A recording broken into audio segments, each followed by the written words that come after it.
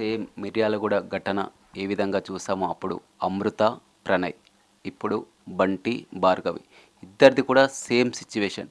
అప్పుడు జరిగినప్పుడు అమృత ఘటన జరిగినప్పుడు నీకు గుర్తుందా? చూసావా టీవీ? చూశాను. ఇట్లా అసలు ఇప్పటికి కూడా ఈ క్యాస్ట్ ఫీలింగ్ ఏంటి అని చెప్పి నేను అనుకున్నాను. అది ఒక 10 ఇయర్స్ కింద. అప్పుడు నువ్వు చాలా చిన్న ఏజ్. ఆ ఏజ్‌లో కూడా అలా క్యాస్ట్ నాకు అసలు క్యాస్ట్ ఫీలింగ్ చిన్నప్పటి నుంచి కూడా లేదు. అసలు క్యాస్ట్ ఏంది, అందరం మంచిగా ఉండాలి కానీ అని చెప్పి నేను అనుకునేదాన్ని. నువ్వు లవ్ చేసినప్పుడు, పెళ్లి చేసుకున్నప్పుడు మిర్యాలగూడ లాంటి ఘటన నీకు గుర్తుకొచ్చిందా ఎప్పుడైనా? వచ్చింది. అది చూసినప్పుడు అసలు ఏంది ఇట్లా చేసిండ్రు ఏంది అనుకున్నా. అదే సిచ్యువేషన్ నాకు వస్తుందని చెప్పి కూడా ఎప్పుడు ఎక్స్పెక్ట్ చేయలే నేను. అమృత కూడా అప్పుడు గట్టిగా ఫైట్ చేసింది. నీలాగానే ధైర్యంగా ఉంది, ఫైట్ చేసింది. కానీ ఇప్పుడు అమృతను చూస్తున్నాం. ఎప్పుడైనా ఇంత పెద్ద ఘటన జరిగింది ఏదైతే ఆ ప్రణయ్‌కి తనకు అమృతకు జరిగినటువంటి ఘటనే ఇప్పుడు భార్గవి కూడా జరిగింది. కానీ అమృత ఎప్పుడైనా నీతో మాట్లాడడం కానీ, నీ దగ్గరికి రావడం కానీ చేసిందా? లేదు, మాట్లాడలేదు. ఆ! ఎందుకని? ఎందుకంటే ఆ రోజు చూసింది నా ప్రణయ్‌ని ఈ విధంగా హతమార్చారు, చేశారని కూడా చెప్పారు. ఇప్పుడు ఇలాంటి ఘటన ఈ సిట్యుయేషన్ అయినా కానీ ఆమె ఎప్పుడైనా మిమ్మల్ని కలవడం కానీ, వారి కుటుంబ సభ్యులు కానీ ఎందుకు ఇలా జరిగిందని? లేదు, ఎవరేం మాట్లాడలేదు, వాళ్ళ నుంచి ఏం మాట్లాడలేదు. హ్మ్. అంటే అమృత సిట్యుయేషన్ పూర్తిగా వేరు. ఎందుకంటే మారుతీరావు చూడడం జరిగింది. వారి ఆస్తులు కానీ, ఇప్పుడు ఒక్కతే కూతురు. ఆస్తులన్నీ కూడా రావడం అంతా కలిసిమెలిసి ఉంటున్నారు. ఒక విధంగా ఉంటున్నారు. లైఫ్‌లో సెట్ అయింది.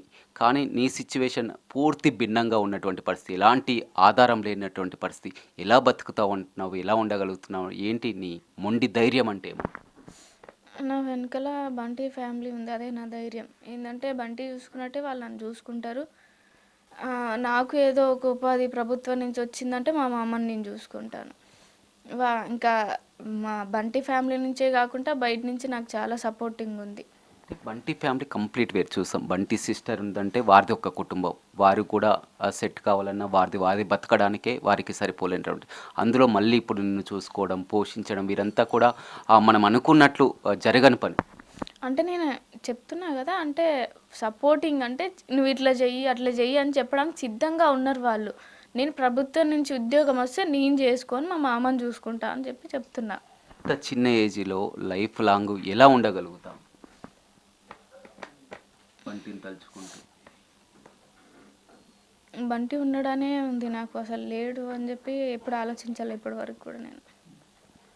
మీరు ప్రేమ, పెళ్ళి ఒక 2 ఇయర్స్ పరిచయం అంతే కదా? 3 ఇయర్స్, 3-4 ఇయర్స్. 3 ఇయర్స్, 3, 4 ఇయర్స్ ఆ పరిచయం, ప్రేమ, పెళ్ళి ఇవన్నీ కూడా ఒక 3, 4 సంవత్సరాలు. కానీ ఇంకా నువ్వు ఒక 50 సంవత్సరాలు, 50, 60 సంవత్సరాలు కూడా బతకాల్సి ఉన్నటువంటి పరిస్థితి. చూడొచ్చు ఎంత ఎమోషనల్‌కు గురవుతుందో. ఇవాళంతా కూడా ప్రేమికుల దినోత్సవం అని కూడా చెప్తున్నటువంటి పరిస్థితి కనిపిస్తుంది.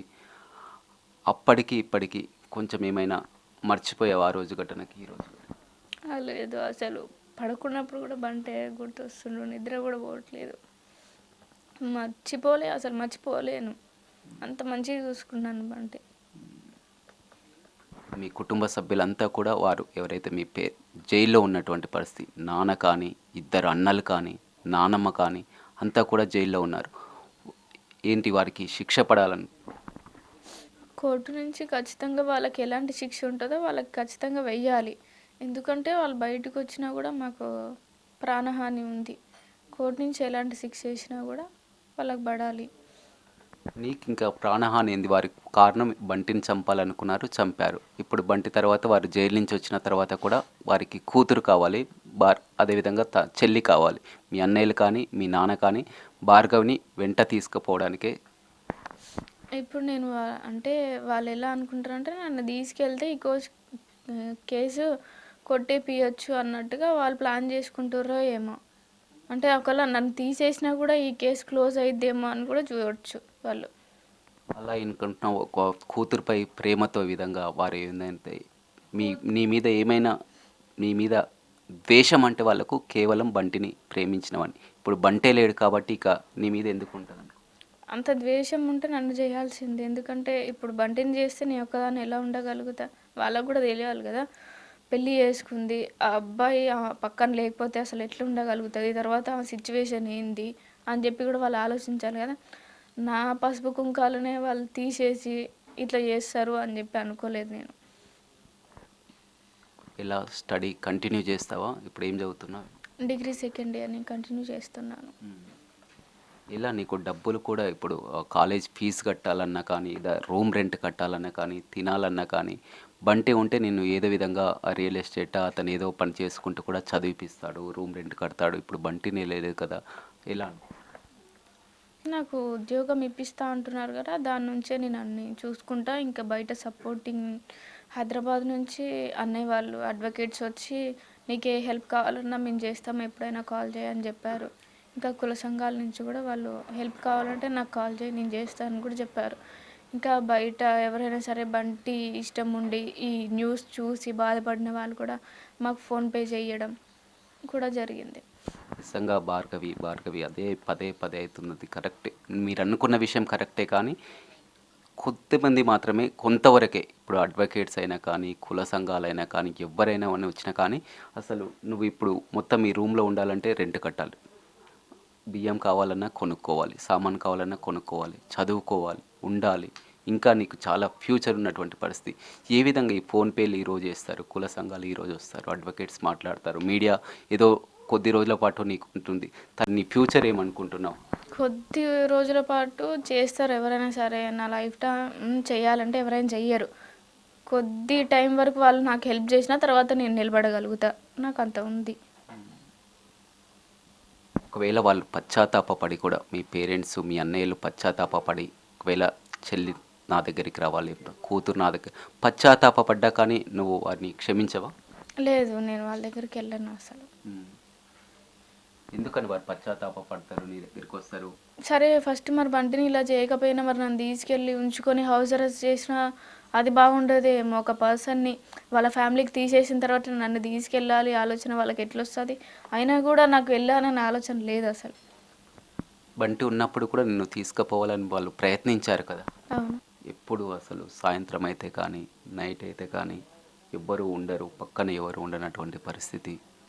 ఇంట్లో ఒంటరిగా ఇలా ఉండబోతున్నావు. ఎందుకంటే మామూలుగా చిన్నపిల్లల్ని చూస్తుంటాం, ఇంట్లో ఎవరన్నా చనిపోయారంటేనే వారు మర్చిపోలేకపోతుంటారు. అలాంటిది నీకు ఎవ్వరు ఈ రూమ్లో ఉన్నప్పుడు ఏమనిపిస్తుంది?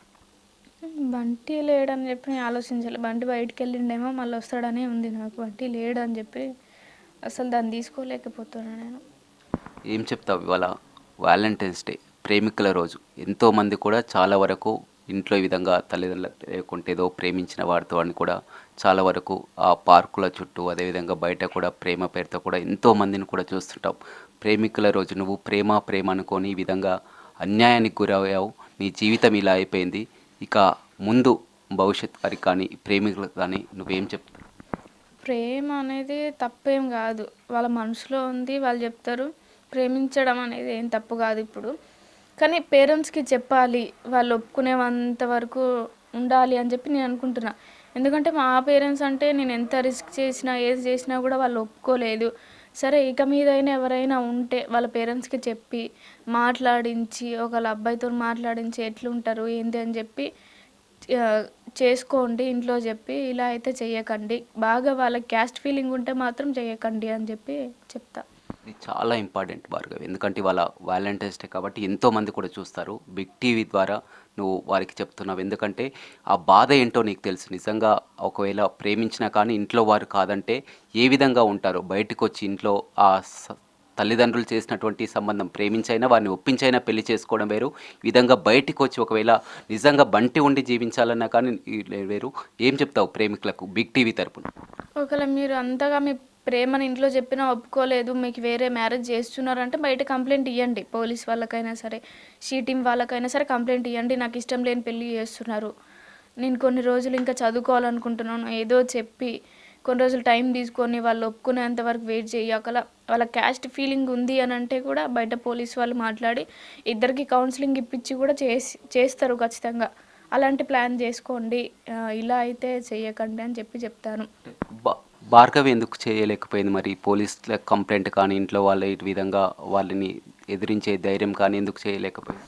చాలా ఫైట్ చేసిన నేను ఇంట్లో కూడా. ఏంటంటే పేరెంట్స్ నన్ను చిన్నప్పటి నుంచి చాలా గారాబంగా పెంచిండ్రు. నేను ఒక్కదాన్నే అమ్మాయిని, అందరికీ ఫ్యామిలీలలో నేను ఒక్కదాన్నే అమ్మాయిని. సరే తర్వాత అయినా వాళ్ళు కోపంగా ఉంటారు, తర్వాత అయినా మాట్లాడతారు. డాడీ నన్ను చిన్నప్పటి నుంచి బాగా చూసుకుండే, అంటే ఇష్టం, ఒప్పుకుంటాడేమో అని చెప్పి నేను ఆలోచించిన. ఇక ఇప్పుడు మీ ఫ్యామిలీ అమ్మా నాన్న వాళ్ళు కాకుండా కూడా మీ బంధువులు కూడా చాలా వరకు ఉంటారు, చాలా వరకు రిలేషన్. వారంతా ఏమనుకుంటున్నారు ఎప్పుడన్నా నీతో నీకు చాలా క్లోజ్గా ఉన్నవాళ్ళు, దగ్గరగా ఉన్నవారు? ఎవరితో నేను మాట్లాడలేదు, కాంటాక్ట్ ఎవరితో కాలే నేను. ఇంకా అన్నయ్య వాళ్ళ వైఫ్స్తోనే నేను మాట్లాడిన అంతే. ఇంకా మ్మ్. ఎవరు ఇంకా మీ రిలేషన్ కానీ ఎవరు కానీ నీతో అసలు మాట్లాడడం కానీ ఫోన్లు చేయడం కానీ? అమ్మ ఇంతకుముందు మీకు నువ్వు బంటి ఉన్నప్పుడు కూడా ఇక్కడికి వచ్చేది, బంటి ఉన్నప్పుడు కూడా వచ్చేదా అమ్మ మాట్లాడేది? వచ్చేది. బంటితో మాట్లాడేదమ్మ? బంటితోనే ఒకసారి మాట్లాడింది అంతే. ఇంకా